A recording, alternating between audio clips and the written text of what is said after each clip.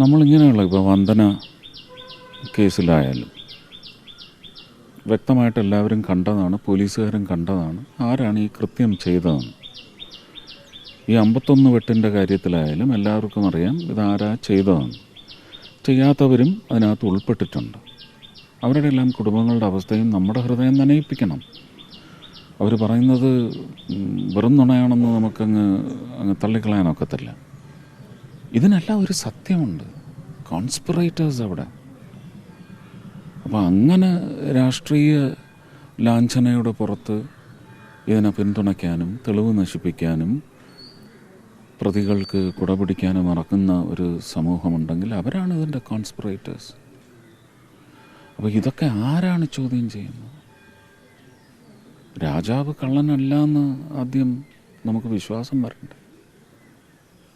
അപ്പോൾ ഒരു പ്രതി രാജാവിനെ നമ്മൾ കാണണം. ഞാൻ പറയും, ഇത് കാലതാമസം കൂടാതെ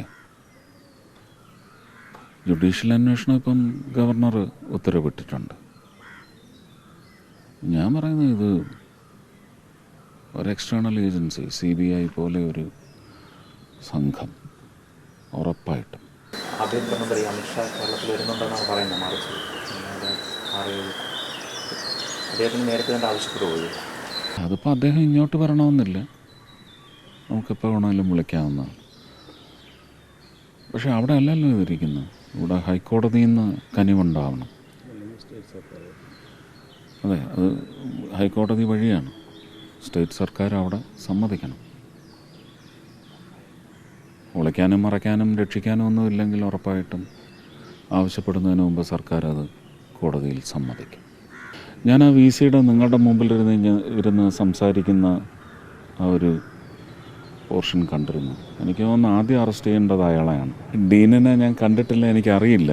പക്ഷേ എങ്കിലും സിദ്ധാർത്ഥൻ്റെ അച്ഛനും കുടുംബക്കാരും ഒക്കെ എല്ലാ അവസ്ഥയിലും ആ ഡീനിനെ കാണുകയും മനസ്സിലാക്കുകയും ചെയ്ത ആൾക്കാരാണ്.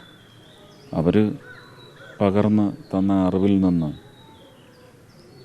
ക്രിമിനൽസൊക്കെയാണ് ഇപ്പോൾ ഡീനും VCയൊക്കെ ആവുന്നത് എന്ന് മാത്രമേ ചോദിക്കാനൊക്കെ. സംശയമാണ്, അതുമൊക്കെ തെളിയിക്കപ്പെടണം.